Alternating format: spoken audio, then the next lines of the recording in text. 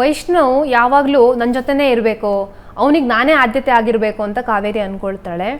ಅದಕ್ಕೋಸ್ಕರ ಅವಳು ಏನು ಬೇಕಿದ್ರೂ ಮಾಡ್ತಾಳೆ. ಈಗ ಆಲ್ರೆಡಿ ಕೀರ್ತಿ ಜೊತೆ ಬ್ರೇಕಪ್ ಆಯಿತು, ಈಗ ಲಕ್ಷ್ಮಿ ಜೊತೆ ಮದುವೆ ಆಯಿತು, ಈಗ ಮತ್ತೊಂದು ಹುಡುಗ ಜೊತೆ ಎಂಗೇಜ್ಮೆಂಟ್ ಮಾಡುವ ಹಂತಕ್ಕೂ ಕೂಡ ಹೋಗಿತ್ತು. ಅಂದರೆ ತನ್ನ ಮಗ ತನ್ನ ಜೊತೆ ಇರಬೇಕು ಅಂತ ಎಷ್ಟು ಬೇಕಾದರೂ ಮದುವೆ ಮಾಡಿಸೋಕೆ ಕಾವೇರಿ ರೆಡಿ. ಇದು ಲಾಜಿಕ್ ಇಲ್ಲ ಅಂತ ಅನ್ಸ್ಬೋದು, ಅಥವಾ ಕೆಲವರಿಗೆ ತುಂಬ ಅತಿ ಆಯಿತು ಅಂತ ಅನ್ಸ್ಬೋದು. ಬಟ್ ರಿಯಲ್ ಆಗಲೂ ಇಂಥ ವ್ಯಕ್ತಿತ್ವಗಳಿದೆ ಅಲ್ವಾ ಅಂತ. ನನಗೆ ಒಂದಿಬ್ಬರು ಸಿಕ್ಕಿದ್ದಾರೆ. ಆ್ಯಕ್ಚುಲಿ ನೀವು ಮಾಡಿದ್ದೇ ಸರಿ ಅಂತ ಹೇಳೋರು ಒಂದಿಬ್ಬರು ಸಿಕ್ಕಿದ್ದಾರೆ, ಇಲ್ಲ ಅಂತ ನಾನು ಹೇಳಲ್ಲ. ಅವರ ಹೆಸರು ಅವ್ರು ಯಾರು ಅಂತ ನನಗೆ ಗೊತ್ತಿಲ್ಲ. ಹೀಗೆ ರ್ಯಾಂಡಮ್ ಆಗಿ ನಾವೆಲ್ಲರೂ ಹೋದಾಗ ಸಿಗ್ತಾರಲ್ಲ ಅವಾಗ. ಇನ್ನೊಬ್ಬರು ಸಿಕ್ಕಿದ್ರು. ಅವ್ರು ನಂಗೆ ಹೇಳಿದ್ರು, ಮೇಡಮ್ ನನ್ನ ಮಗನ ಮದುವೆ ಮಾಡ್ತಾಯಿದ್ದೀನಿ ಇನ್ನೊಂದು 2 ತಿಂಗಳಲ್ಲಿ, ನನಗೂ ನಿಮ್ಮ ಥರನೇ ಅನ್ನಿಸ್ತಾ ಇದೆ.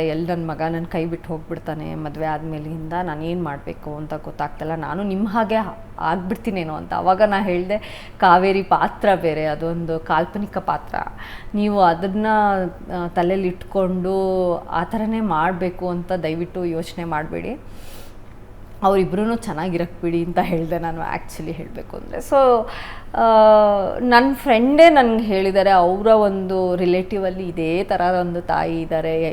ಹೇಗೆ ಅಂದರೆ ಮಗ ಏನು ಬಟ್ಟೆ ಹಾಕೋಬೇಕು, ಎಲ್ಲಿ ಹೋಗಬೇಕು, ಎಲ್ಲಿ ಬರಬೇಕು, ಯಾರ ಹತ್ರ ಮಾತಾಡಬೇಕು, ಇದು ಪ್ರತಿಯೊಂದನ್ನು ತಾಯಿನೇ ಡಿಸೈಡ್ ಮಾಡ್ತಾಳಂತೆ. ಅದನ್ನು ನಾವು ಆ್ಯಕ್ಚುಲಿ ಹೇಳಬೇಕು ಅಂದರೆ it is a psychological condition.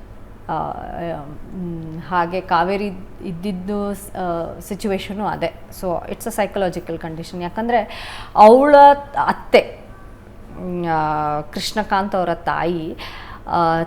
ತಾಯಿಗೆ ಅವಳು ಅದೇ ಥರ ಮಾಡಿರ್ತಾಳೆ, ಮಗನ ದೂರ ಮಾಡಿರ್ತಾಳೆ. ಸೊ ಅವರು ಏನು ಹೇಳಿರ್ತಾರೆ ಅಂದರೆ, ನೀನು ಮಾಡಿದ್ದು ನಿನಗೆ ವಾಪಸ್ ಬರುತ್ತೆ, ನೀನು ನೋಡ್ತಾ ಇರು ಅಂತ. ಸೊ ಅದನ್ನು ತಡಿಬೇಕು ಅನ್ನೋದು ಅವಳ ತಲೆಗೆ ಬಂದುಬಿಡುತ್ತೆ. ನಾನು ಮಾಡಿದ್ದನ್ನೇ ನನ್ನ ಮಗನೋ ಅಥವಾ ಸೊಸೆ ಮಾಡಿಬಿಟ್ರೆ ನನಗೆ ಅವನು ಬಿಟ್ಟಿರೋಕ್ಕಾಗಲ್ಲ, ಅದು ಆಗಬಾರ್ದು ಅಂತ ಒಂದೇ ಒಂದು ಕಾರಣಕ್ಕೆ ಅವಳು ಮಗನ ಪ್ರತಿಯೊಂದು ಏಳು ಬೀಳು ಪ್ರತಿಯೊಂದು ಅವಳೇ ನೋಡ್ಕೋತಾಳೆ. ಒಂದು 10ನೇ ಕ್ಲಾಸ್ ಫೇಲ್ ಆದ ಹುಡುಗ, ಮುಂದೆ ಏನು ಮಾಡಬೇಕಂತ ಗೊತ್ತಿಲ್ಲದೆ ಇರೋ ಹುಡುಗ, ಆ ಹುಡುಗನ್ನ ಅವ್ರ ತಾಯಿ ಅಂದರೆ ಕಾವೇರಿ ಅವನಲ್ಲಿದ್ದ ಪ್ರತಿಭೆಯನ್ನು ಗುರುತಿಸಿ ಅವನ್ನ ಒಂದು ದೊಡ್ಡ ಸಿಂಗರ್ ಮಾಡ್ತಾಳೆ. ಅವನದು ಪ್ರತಿಯೊಂದನ್ನು ಅವಳೇ ಕಂಟ್ರೋಲ್ ಮಾಡ್ತಾಳೆ. ಸೊ ಇಷ್ಟೆಲ್ಲ ಮಾಡಿರುವಾಗ ನಾನು ಮಗನ ಮೇಲೆ ಕಂಟ್ರೋಲ್ ಇಟ್ಕೊಳ್ಳೋದು ತಪ್ಪೇನು ಅಂತ ಕಾವೇರಿದು. ಸೊ ನಾನು ಮಾಡಿದ್ದನ್ನು ನನ್ನ ಸೊಸೆ ನನಗೆ ಮಾಡಬಾರ್ದು ಅಂತ ಒಂದು ಒಳ್ಳೆ ಸೊಸೆನ ಹುಡುಕ್ತಾಳೆ ಅವಳು ಅನ್ಕೋತಾಳೆ, ಈ ಹುಡುಗಿ ನನ್ನ ಮಾತು ಕೇಳ್ತಾಳೆ, ನಾನು ಹೇಳ್ದಂಗೆ ಇರ್ತಾಳೆ ಅಂತ.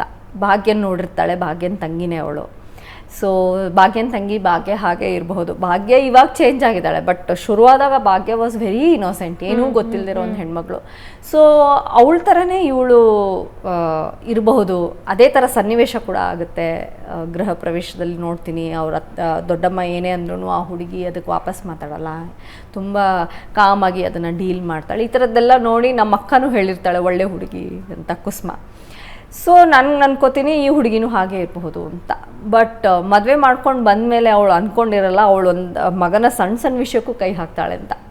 ಅವಳು ಏನು ಅನ್ಕೋತಾಳೆ, ಮಗನಿಗೆ ಹಾಲು ಕೂಡ ತಾಯಿನೇ ಕೊಡೋದು. ಮನೇಲಿ ಎಷ್ಟೇ ಆಳು ಕಾಳುಗಳಿದ್ರೂ ಅವಳೇ ಅವನಿಗೆ ತಿಂಡಿ ಮಾಡೋದು, ಅಡುಗೆ ಮಾಡೋದು, ಅದರಲ್ಲೇ ಅವಳು ಸಂತೋಷ, ಖುಷಿ. ಅದ್ರ ಜೊತೆಗೆ ಅವನದು ಏನು ಕಾನ್ಸೆಪ್ಟ್ಸ್ ಇದೆ ಪ್ರತಿಯೊಂದು ಅವಳೇ ನೋಡ್ಕೋತಾ ಇರ್ತಾಳೆ. ಸೊ ಬಟ್ ಇವಳು ಲಕ್ಷ್ಮಿ ಬಂದವಳು ಅದನ್ನು ಚೇಂಜ್ ಮಾಡೋಕ್ಕೆ ಟ್ರೈ ಮಾಡ್ತಾಳೆ. ತಪ್ಪೇನಿಲ್ಲ. ಈಗ ಹೆಂಡತಿಯಾಗಿ ಬಂದವಳು ಗಂಡನ ದಿನಚರಿ ಹೇಗಿರುತ್ತೆ ನೋಡಿಕೊಂಡು ಅದ್ರ ಪ್ರಕಾರ ನಡ್ಕೋಬೇಕನ್ನೋದು ಅವಳಿಗಿರುತ್ತೆ. ಬಟ್ ಇದು ಅವಳು ಏನೂ ಮಾಡಬೇಕಾಗಿಲ್ಲ, ಮನೇಲಿ ಆರಾಮಾಗಿ ಒಂದು ಕಡೆ ಓಡಾಡಿಕೊಂಡು ಇದ್ದರೆ ಸಾಕು ಅನ್ನೋದು ಕಾವೇರಿ ವಾದ. ಸೊ ಹಾಗೆ ಮಗನ ಕಂಟ್ರೋಲ್ ಇಟ್ಕೊಳ್ಳೋಕ್ಕೆ ಅವಳು ಆ ಥರ ಮಾಡ್ತಾಳೆ. ವೈಷ್ಣವನನ್ನ ಅಷ್ಟು ಪ್ರೀತಿ ಮಾಡೋ ಕಾವೇರಿ ತನ್ನದೇ ಮಗಳು ವಿಧಿಗೆ ಮಾತ್ರ ಕಡೆಗಾಣಿಸುವಂಥದ್ದು. ಅಂದರೆ ಒಂದು ಕಣ್ಣಿಗೆ ಬೆಣ್ಣೆ, ಒಂದು ಕಣ್ಣಿಗೆ ಸುಣ್ಣ ಅಂತ. ಆ ವ್ಯಾಮೋಹ ಅಂತ ಹೇಳ್ತಾರಲ್ಲ, ಮಗನ ವ್ಯಾಮೋಹ, ಒಂದು ಅಬ್ಸೆಸಿವ್ನೆಸ್ ಅಂತ ಬಂದುಬಿಟ್ಟಿದೆ ಅವಳಿಗೆ. ಅದರಿಂದ ಅವಳು ಬೇರೆ ಯಾರನ್ನೂ ಅವಳು ಕಾಣೋದೇ ಇಲ್ಲ. ಬೇರೆ ಯಾರು ಮಗ ಬಿಟ್ಟರೆ ಅವಳಿಗೆ ಬೇರೆ ಜಗತ್ತೇ ಇಲ್ಲ, ಬೇರೆ ಏನೂ ಕಾಣಲ್ಲ. ಆ ಮಗಳಿದ್ರೂ ಎಷ್ಟು ಬೇಕೋ ಅಷ್ಟೇ ಅವಳು. That is also a psychological condition ನಾನು ಹೇಳಬೇಕು ಅಂತ ಅಂದರೆ. ಅವಳಿಗೇನು ಮಾಡಲ್ಲ ಅಂತ ಇಲ್ಲ, ಬಟ್ ಇವನಿಗಿರೋ ಪ್ರಯಾರಿಟಿ ಅವಳಿಗಿಲ್ಲ. ಅವಳು ಮಗ ಹೋಗಬಾರ್ದು, ಮಗ ಎಲ್ಲೂ ಹೋಗಬಾರ್ದು, ತನ್ನ ಹತ್ರನೇ ಇರಬೇಕು ಏನಾದ್ರೂ. ಸೊ ಇನ್ನೊಂದು ಮದುವೆ ಮಾಡೋಕ್ಕೆ ಅವಳು ಪ್ರಯತ್ನ ಮಾಡೋದು ಅಲ್ಲೇ. ಸೊ ಈಗ ಬರೋ ಹುಡುಗಿ ನಾನು ಹೇಳ್ದಂಗೆ ಕೇಳ್ಕೊಳ್ಳೋದು, ಯಾರಿಗೆ ಗೊತ್ತು, ಇದು ಗೊತ್ತಿಲ್ಲ. ಸೊ ಅದು ಸೈಕಲಾಜಿಕಲ್ ಕಂಡೀಷನ್ ಅವಳದು, ಏನೂ ಮಾಡೋಕ್ಕಾಗಲ್ಲ. ಅತಿಯಾದ ಪ್ರೀತಿ, ಅತಿಯಾದ ಹಠ. ಪೊಸೆಸಿವ್ನೆಸ್ ಇರಬೇಕು, ಬಟ್ ಅದೊಂದು ಲಿಮಿಟಲ್ಲಿ. ಪೊಸೆಸಿವ್ನೆಸ್ ಇದ್ದರೆ ಒಳ್ಳೆಯದು, ಆಬ್ಸೆಸಿವ್ನೆಸ್ ಆಗಬಾರ್ದು. ಅದು ಎಲ್ರಿಗೂ ಈಗ ನಮಗೆ ನನ್ನ ಮಗು ಅಂದರೆ ಒಂದು ಪೊಸೆಸಿವ್ನೆಸ್ ಇರುತ್ತೆ. ಆದರೆ ಅವನಿಗೆ ಏನೂ ಪರ್ಸ್ನಲ್ ಸ್ಪೇಸೇ ಕೊಡದೆ ದೊಡ್ಡವರಾದಂಗೆ ನಾವು ಎಲ್ಲದ್ರೊಳಗಡೆ ನಾವು ಮೂಗು ತೋರಿಸ್ಕೊಂಡು ಹೋದರೆ ಅದು ಅವ್ರಿಗೆ ವಿಷದ ಥರ ಅನಿಸುತ್ತೆ, ಆ ಪ್ರೀತಿ ವಿಷ ಆಗಿಬಿಡುತ್ತೆ.